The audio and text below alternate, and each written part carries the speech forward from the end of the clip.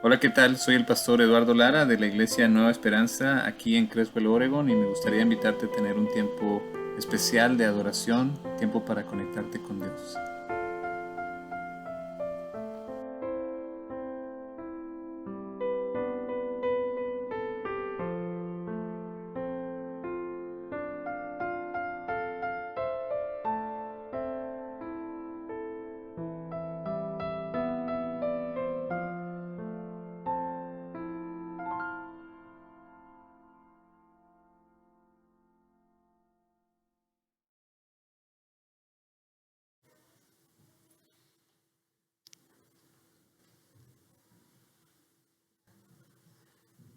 Rebeldía premeditada, amor premeditado de Dios.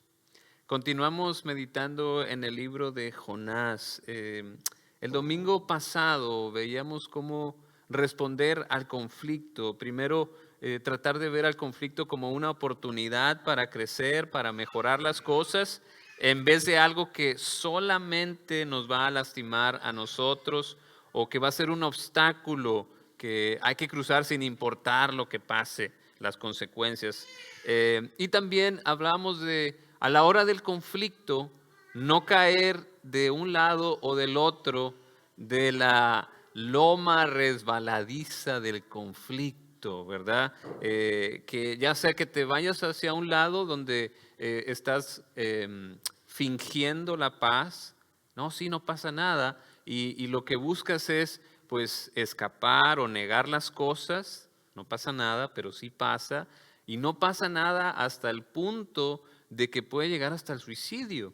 Y del otro lado pasó algo malo, pero no es mi culpa, es culpa del otro y lo voy a acabar, lo voy a agredir, lo voy a desaparecer, lo voy a asesinar. Ese es el peligro de cuando estamos en conflicto, nos podemos ir a un lado o hacia el otro, ya sea contra mía o contra el otro con el que tengo el conflicto.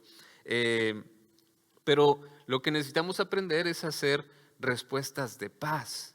¿Cómo podemos buscar la paz en el conflicto? Y se trata pues ignorarlo, o sea, si no pasa nada, pues no pasa nada. O si pasó algo, entonces buscar la reconciliación, la negociación. Y si no funciona eso, entonces buscar que alguien nos ayude, ya sea un mediador o un juez. Pero siempre buscando construir la paz, tener respuestas de paz. Y veíamos el conflicto que tenía Jonás con Dios y decide irse, se cayó en la loma resbaladiza y se fue a la graciosa huida. Y bueno, nosotros tenemos que buscar estas respuestas de paz, pero no es fácil, no es fácil. ¿Y por qué no es fácil? Pues Jesús lo dice claramente, dice, entren por la puerta estrecha, porque es ancha la puerta y espacioso el camino que conduce a la destrucción, y muchos entran por ellas, pero estrecha es la puerta y angosto el camino que conduce a la vida, y son pocos los que la encuentran. O sea, es más fácil el camino ancho que lleva a la perdición, aunque no parezca al principio. Pero así es fácil. Y yo no sé si usted es un fan de Star Wars, de las guerras de las galaxias. Si usted lo es, pues qué bueno, entonces sí me va a entender muy bien. Si no lo es, espero que me pueda entender y que le voy a dar unos spoilers alerts. Dice, la película de Star Wars es tan famosa que ya hicieron 9 películas y hay un montón de dibujos animados. Es una franquicia muy exitosa, ¿verdad? Tiene una historia muy interesante, pero el personaje central yo creo que es este gran personaje que se llama Darth Vader, pero Darth Vader no empezó como este que parece robot negro, ¿no? Sino que era un niño de 9, 10 años que era un prodigio. Él podía, era muy poderoso a pesar de ser un niño, pero se llamaba Anakin Skywalker y él tuvo que escoger entre el bien y el mal. Y a la hora, llegó un momento en que él decidió escoger el mal. escogió el lado oscuro de la fuerza, escoge el miedo, escoge el odio, escoge el enojo como la fuente de su fuerza, de su guía, de su vida. Y entonces no escoge el honor, no escoge la justicia, no escoge el servir a otros, y por eso se convierte en Darth Vader, que aplasta a los demás, es un esclavo de la tristeza, de su ira, no es feliz. Se lo advirtieron sus maestros, pero al final él se dejó llevar por sus sentimientos, por el rencor, porque no sentía que lo respetaban, por el temor a la pérdida de su esposa, que era prohibido tener esposos para un Jedi, pero él tenía a su esposa. Y entonces esta rabia que tenía lo hizo reaccionar y destruyó un pueblo completo, niños, familias, todo. Y al final traiciona a sus maestros, al consejo Jedi, mata a todos los estudiantes Jedi, se convierte en este personaje horrible, y esto por no seguir las reglas de los Jedi.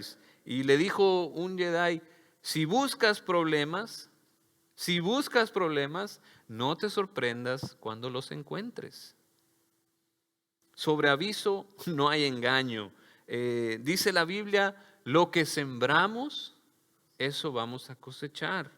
No se engañen, de Dios nadie se burla. Cada uno cosecha lo que siembra. El que siembra para agradar la naturaleza pecaminosa, de esa misma naturaleza cosechará destrucción. Y el que siembra para agradar el Espíritu, del Espíritu cosechará vida eterna, dice Gálatas 6, 7 al 8, dice Pablo.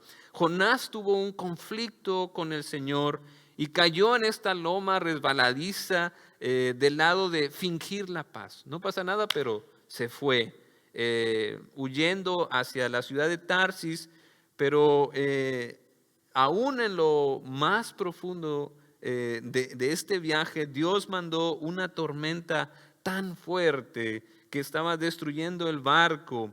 Todos estaban buscando salvarse, pero Jonás se había dormido. Seguía huyendo del conflicto, huyendo de la realidad.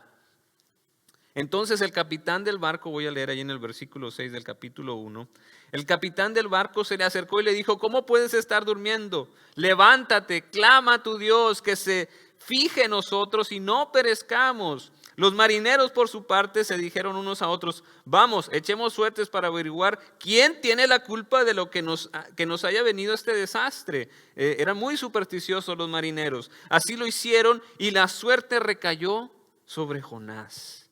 Entonces le preguntaron: dinos ahora, ¿quién tiene la culpa de que nos haya venido este desastre? ¿A qué te dedicas? ¿De dónde vienes? ¿Cuál es tu país? ¿A qué pueblo perteneces? Soy hebreo, temo al Señor, Dios del cielo, que hizo el mar y la tierra firme, le respondió. Al oír esto, los marineros se aterraron aún más, y como sabían que Jonás huía del Señor, pues él mismo se los había contado, le dijeron: ¿qué es lo que has hecho? Pero el mar se había enfurecido más y más, así que le preguntaron: ¿qué vamos a hacer contigo para que el mar deje de azotarnos? Tómenme y láncenme al mar, y el mar dejará de azotarlos, le respondió. Yo sé bien que por mi culpa se ha desatado sobre ustedes esta terrible tormenta. Sin embargo, en un intento de regresar a tierra firme, los marineros se pusieron a remar con todas sus fuerzas, pero como el mar se enfurecía más y más contra ellos, no lo consiguieron. Entonces clamaron al Señor: oh Señor, tú haces lo que quieres. No nos hagas perecer por quitarle la vida a este hombre, ni nos hagas responsables de la muerte de un inocente. Así que tomaron a Jonás y lo lanzaron al agua, y la furia del mar se aplacó. Al ver esto, se apoderó de ellos un profundo temor al Señor, a quien le ofrecieron un sacrificio y le hicieron votos. El Señor, por su parte, dispuso a un enorme pez para que se tragara a Jonás, quien pasó 3 días y 3 noches en su vientre. Jonás sabía lo que hacía. Le falta a Dios. Y eso que él es un profeta, un hombre de Dios, y no respeta a Dios, no está de acuerdo con su palabra, con sus intenciones y premeditadamente desobedece, es rebelde, premeditadamente se revela a una orden directa de Dios mismo. Cualquier parecido con la realidad es mera coincidencia. Muchas veces he escuchado decir, ay no, yo preferiría vivir en la ignorancia antes de saber de Dios. Pero ahora que has escuchado de Dios, no puedes tener excusas, es decir, no sabía. Si tú eres cristiano, tienes la Biblia, no hay excusa. Si no haces lo que el Señor te pide, eres un rebelde. Y ya no eres un ignorante rebelde, sino que lo puedes hacer a sabiendas, premeditadamente. Y eso trae consecuencias. Escoge el camino amplio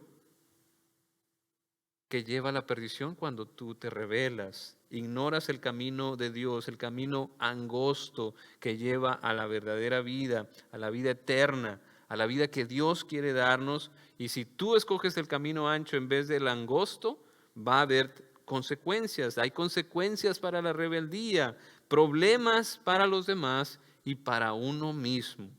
¿Quién tiene la culpa de que nos haya venido este desastre?, preguntaron los marineros. La rebeldía a Dios,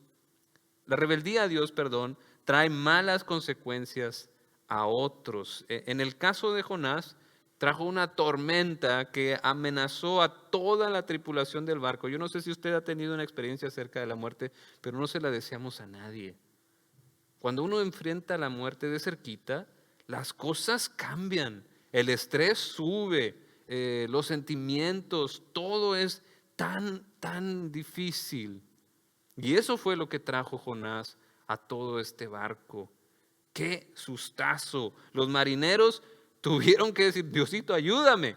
Buscaron a sus dioses porque ya pensaron que ya se iban a morir. No fue cualquier cosa las consecuencias de lo que trajo Jonás.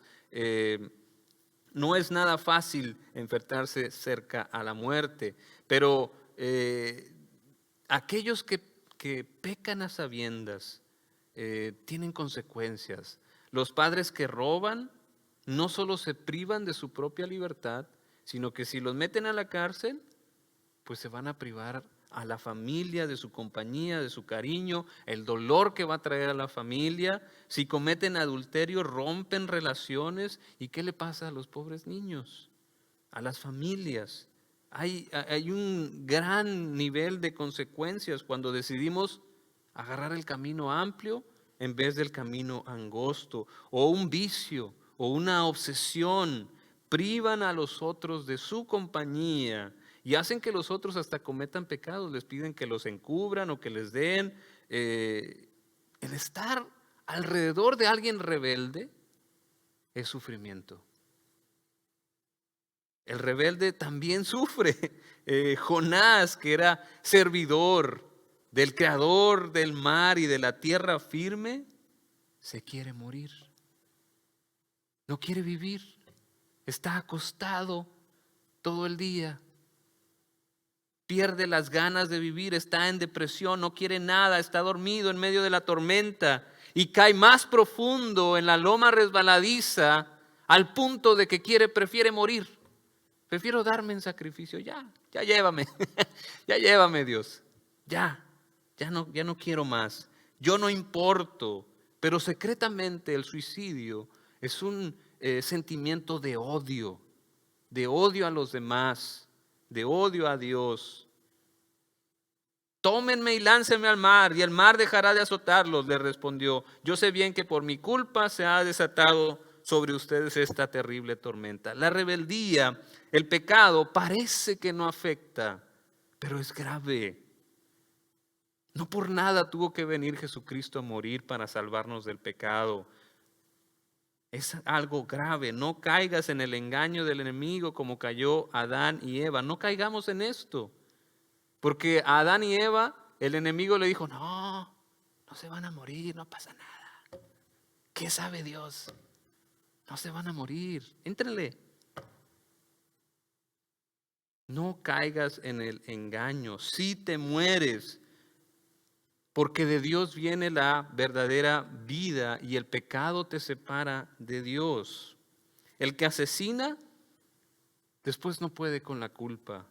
El que codicia, no puede ver más allá de sí mismo, se esclaviza. El que miente se enreda en su propia telaraña. La rebeldía trae consecuencias para los demás y para uno mismo. Por eso Dios quiere librarnos del pecado, del dolor, del sufrimiento que trae. Pero algo bonito de la historia, rescatando algo de esta historia, es que Jonás dice quién es, confiesa. Y eso es un testimonio de la clase de Dios que tenemos. Aunque seamos rebeldes, podemos compartir. Oh Señor, tú haces lo que quieres, dijeron los marineros. No nos hagas perecer por quitarle la vida a este hombre, ni nos hagas responsable de la muerte de un inocente. Tú no sabes hasta qué punto puede llegar la semilla de la palabra, de proclamar que Jesús es el Señor, de decir que Dios, el Dios de la Biblia, es tu Dios. Al ver esto, se apoderó de ellos un profundo temor al Señor, a quien le ofrecieron un sacrificio y le hicieron votos. El mérito de Jonás es dar testimonio, aún en su rebeldía. Sabe la verdad y la proclama. Les contó quién era en realidad. Así que no nos desanimemos al compartir. Dios puede usar cualquier semilla que nosotros demos de la palabra. En cualquier situación Dios puede usarla. El Espíritu Santo puede usar tu confesión de fe. Dios puede usar a cualquiera, incluso a un rebelde como yo, como nosotros. Pero tenemos que compartir. Algo más que podemos aprender de esta historia, aunque la rebeldía es premeditada, o sea, no es que Jonás no supiera lo que estaba haciendo, sabía perfectamente lo que estaba haciendo, pero el amor de Dios también es premeditado. Dios sabe también cómo amar. Dios busca a Jonás y no deja a su profeta aunque sea infiel. Y esto dice mucho acerca del carácter de Dios. Dios cumple sus promesas y nos ama, y cuando dice que nos ama, sabe cómo amar y usa su poder para el amor. El Señor, por su parte, dispuso a un enorme pez para que se tragara a Jonás, quien pasó 3 días y 3 noches en su vientre. Lo que leíamos del Salmo 23. La bondad y el amor me seguirán todos los días de mi vida, y en la casa del Señor habitaré para siempre. El amor del Señor nos va a seguir, aunque no queramos. Esa es la hermosa gracia, la garantía del amor de Dios. Por eso creemos que la salvación no la podemos perder aunque queramos. Una vez que tú le dices sí a Cristo, ya eres su hijo, ya eres hijo del Padre Celestial. Cuando has creído en tu corazón que Él murió por tus pecados y que resucitó al tercer día, la señal de Jonás. ¿Es importante tener fe? No, es importante dónde pones tu fe. Porque si pones tu fe en Cristo, entonces tienes el sello del Espíritu Santo, la garantía, y nadie te ofrece algo mejor que Cristo. Tienes el amor premeditado de Dios, tienes la salvación para siempre y podemos estar seguros de ella, aunque después digamos, no, mejor no, ya eres parte del cuerpo de Cristo. Dios demuestra su amor por nosotros en esto, en que cuando todavía éramos pecadores, Cristo murió por nosotros. Así como Jonás fue una señal para los habitantes de Nínive, también será el Hijo del Hombre para esta generación. Dios ha provisto salvación aún para los rebeldes como yo. Me recordó a mí esto un poema famoso que yo no sabía, yo pensé que era anónimo, pero muchos han dicho que lo han escrito, ya le salieron varios autores. Pero es algo más o menos así. Una noche Soñé que caminaba por la playa con Dios. Durante la caminata, muchas veces, muchas escenas de mi vida se iban proyectando en la pantalla del cielo. Con cada escena que pasaba, notaba que unas huellas de pie se formaban en la arena. Unas eran mías y las otras eran de Dios. A veces aparecían 2 pares de huellas y a veces un solo par. Y esto me preocupó mucho porque pude notar que durante las escenas que reflejaban las etapas más tristes de mi vida, cuando me sentía apenado, angustiado, derrotado, solamente había un par de huellas en la arena. Entonces le dije a Dios: Señor, tú me prometiste que si te seguía, siempre caminarías a mi lado. Sin embargo, he notado que en los momentos más difíciles de mi vida había un solo par de huellas en la arena. ¿Por qué cuando más te necesité no caminaste a mi lado? Entonces Él me respondió: querido hijo, yo te amo infinitamente y jamás te abandonaría en los momentos difíciles. Cuando viste en la arena un solo par de pisadas, es porque yo te cargaba en mis brazos. Así es el amor premeditado de Dios. Aún en nuestra rebeldía premeditada, cuando sabemos que estamos haciendo algo que va en contra de la voluntad de Dios, Dios sigue ahí. Dios sigue a nuestro lado. Nunca, nunca nos va a abandonar. He aquí que yo estoy con ustedes hasta el fin del mundo. Así termina el Evangelio de Mateo. Así que evitémonos la destrucción. El camino amplio es fácil, facilísimo. Nuestro corazón fácil se quiere desviar. Mejor agarremos el camino angosto. Cuesta un poquito más. Cuesta, pero la recompensa es mucho, mucho mayor, porque ahí Dios nos acompaña, aún en nuestra rebeldía. Nunca, nunca nos va a abandonar como sus hijos y sus hijas, todos los que hemos sido adoptados por medio de la fe en Cristo. Ahorrémonos el sufrimiento para nosotros y para los demás. La rebeldía tiene consecuencias. No le hagamos caso al enemigo. Sabremos para qué queremos cosechar. Sobre aviso no hay engaño.